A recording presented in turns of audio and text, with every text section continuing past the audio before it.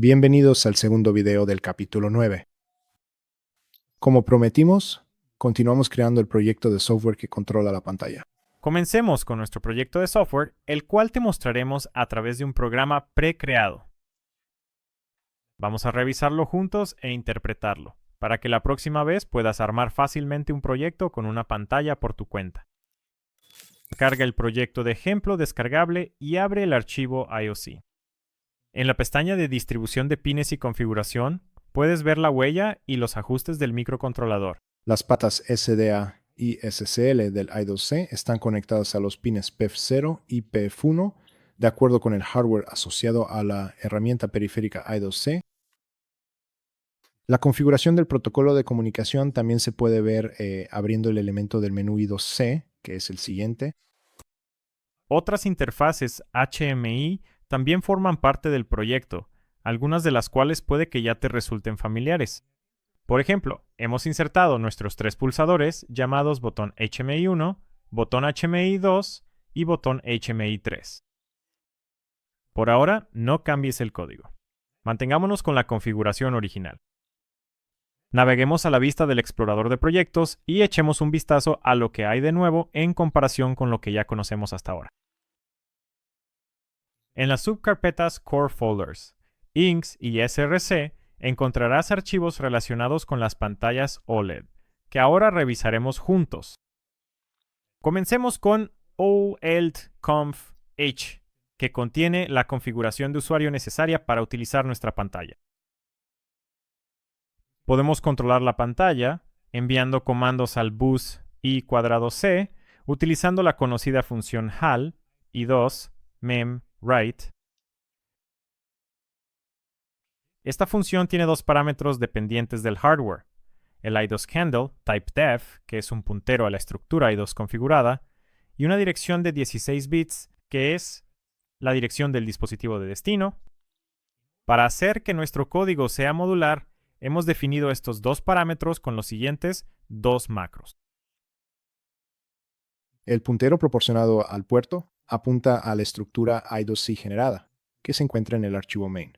Sí, la dirección es 3C en hexadecimal, como se indica en la hoja de datos, la cual debe desplazarse un bit durante la transmisión. Entiendo que nuestro objetivo como desarrolladores de software es escribir código transparente y reutilizable, lo que facilita la intercambiabilidad e integración sencilla de módulos o componentes de software. Pero ¿por qué esto hace que nuestro código sea modular? El código es modular en el sentido de que si utilizamos los macros OLED, I2K, Port y OLED, I2KDR en el resto del software, podemos manejar rápidamente un posible cambio de hardware con una programación mínima.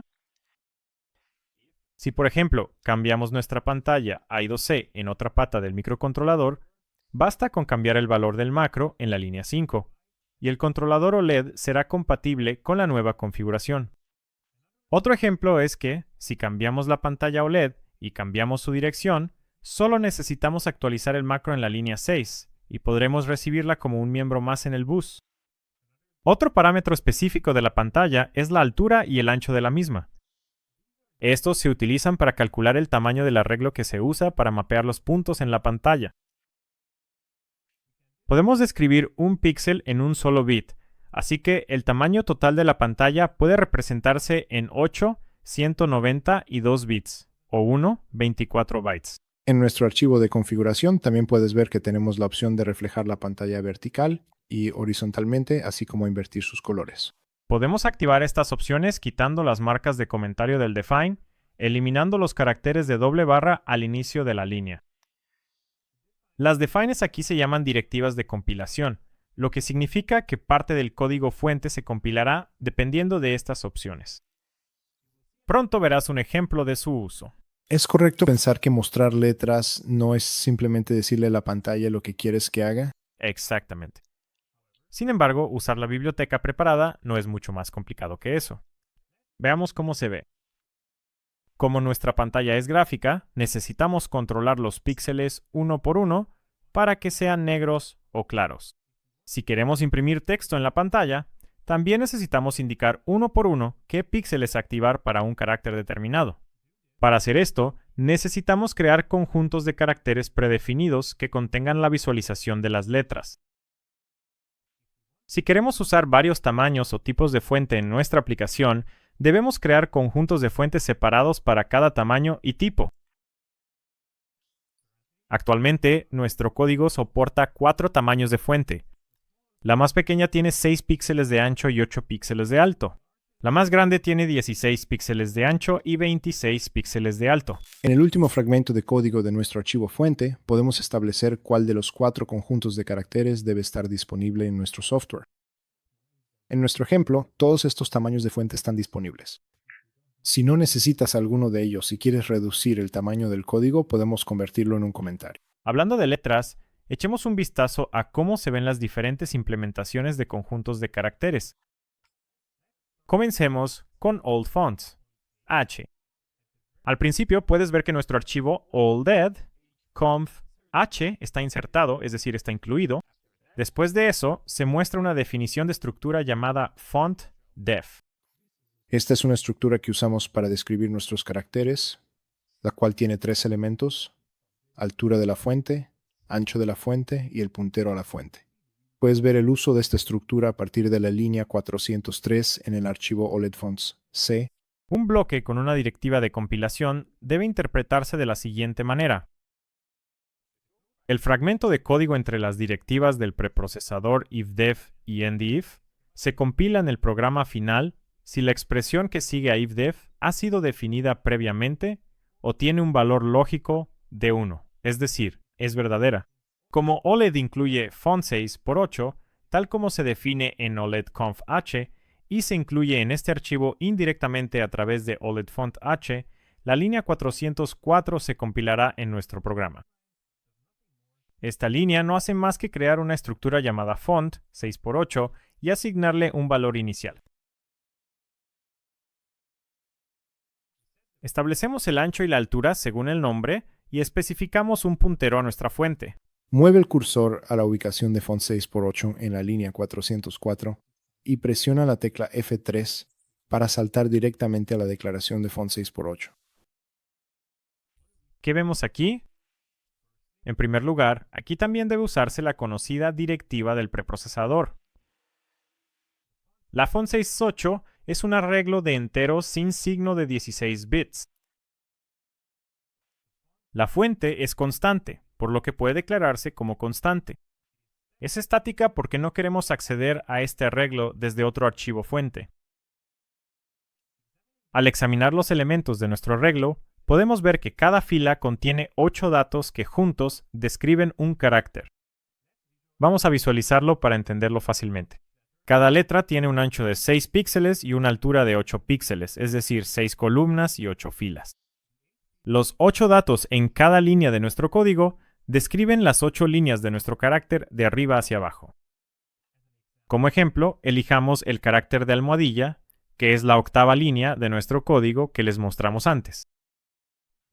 El primer elemento representa la primera línea, el segundo elemento, la segunda línea, y así sucesivamente.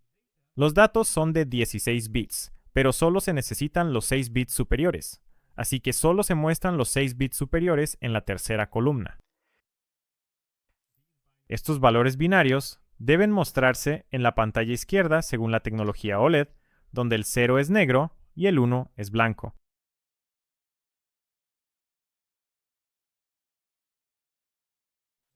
Entonces obtenemos la siguiente imagen, que es una almohadilla de color claro sobre un fondo negro. Ahora sabemos qué significan las líneas, pero ¿cuál es la base para que el arreglo represente los caracteres? El orden de los caracteres se basó en la tabla de códigos ASCII, excepto que los primeros 32 caracteres y el último carácter no se incluyeron en el conjunto de caracteres. Para comprender de una manera mucho mejor la gran tabla y poder interpretar las líneas, te sugerimos que pauses el video por un breve momento. También puede surgir la pregunta, ¿por qué usamos un arreglo de 16 bits si solo necesitamos 6 bits? Si observamos nuestros conjuntos de caracteres, el tamaño de letra más grande es de 16 por 26 píxeles. Para hacer que nuestros conjuntos de caracteres sean compatibles, elegimos un tipo de dato en el que se puedan representar todos los tamaños de fuente. Ya veo. Creo que deberíamos volver al final de nuestro archivo OLED Fonts H para decir unas palabras más. La palabra clave extern le indica al compilador que existe una variable en algún lugar llamada font6x8 de tipo fontdef que se encontrará al enlazar, así que compílala para nosotros. En efecto, estamos ofreciendo font6x8 para que lo utilicen quienes incluyan el archivo de cabecera. Nos quedan dos archivos que están directamente relacionados con la pantalla OLED. Estos archivos implementan las funciones que podemos usar para dar vida a nuestra pantalla. Vamos a interpretar cada fragmento de código juntos, comenzando nuevamente con el interior de nuestro archivo de cabecera como antes. Primero, incluimos todo nuestro trabajo hasta ahora en forma de OLED fonts. H. Puedes encontrar la declaración del puerto I²C, definida anteriormente, para orientar al compilador en la dirección correcta.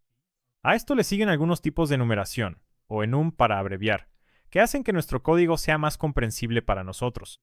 Los enums creados son los siguientes. El primer componente es OLED color. El primer elemento de este es negro, que representa el color negro. El segundo elemento es blanco, que indica el color de la luz. A continuación está el interruptor OLED. La posición de apagado del interruptor significa que está apagado, mientras que la posición de encendido indica que está encendido. En el momento de uso, verás lo fácil que es programar y analizar el código gracias a los tipos listados. La siguiente parte es la definición de dos estructuras. En la primera estructura, encontramos las características de la pantalla OLED, que son esenciales para su funcionamiento básico y correcto. Desde arriba, los dos primeros elementos representan el cursor virtual de la pantalla. Estos te permiten especificar un punto en la pantalla, por ejemplo, cuando quieres empezar a mostrar texto. Los elementos restantes en la estructura se utilizan para llevar un registro de varios ajustes. Si la función de inversión de la pantalla está activa, si el proceso de inicialización se ha completado con éxito, o si la pantalla está encendida, Se podría decir que es obligatorio hacer un seguimiento de estos aspectos. exactamente, la estructura de vértice OLED combinará las coordenadas para facilitar su manejo. Al final del archivo de cabecera, encontramos la declaración de las funciones que están disponibles fuera del módulo. En este caso llamamos módulo a la parte del programa que es lógicamente coherente. Las implementaciones de las funciones listadas aquí se pueden encontrar en el archivo fuente, así que pasemos al estudio. Como de costumbre, comenzamos con los includes, seguidos por las constantes definidas por macros, luego algunas definiciones de variables y, finalmente, las implementaciones de las funciones. Se introdujeron dos variables importantes. La primera es la SSD1306. En esta estructura, podemos almacenar los estados y configuraciones actuales de la pantalla. La siguiente es la OLED Buffer. Aquí es donde podemos mantener una copia local de nuestra pantalla. Si quieres dibujar algo, haz referencia a ello en este mapa y luego envíalo a la pantalla. A nivel de pantalla, podemos pensar en esto como guardar los datos que se le envían en una memoria RAM, que luego muestra bit a bit. ¿Y qué aspectos tuviste en cuenta al diseñar la estructura del archivo fuente?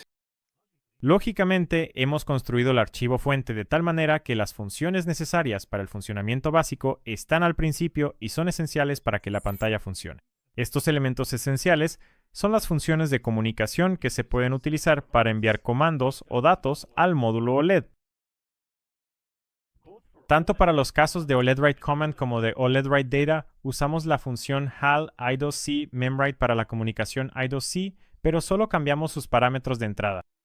Como puerto y dirección, se utilizan las dos macros previamente definidas para este propósito: OLED I2 port y OLED I2 address.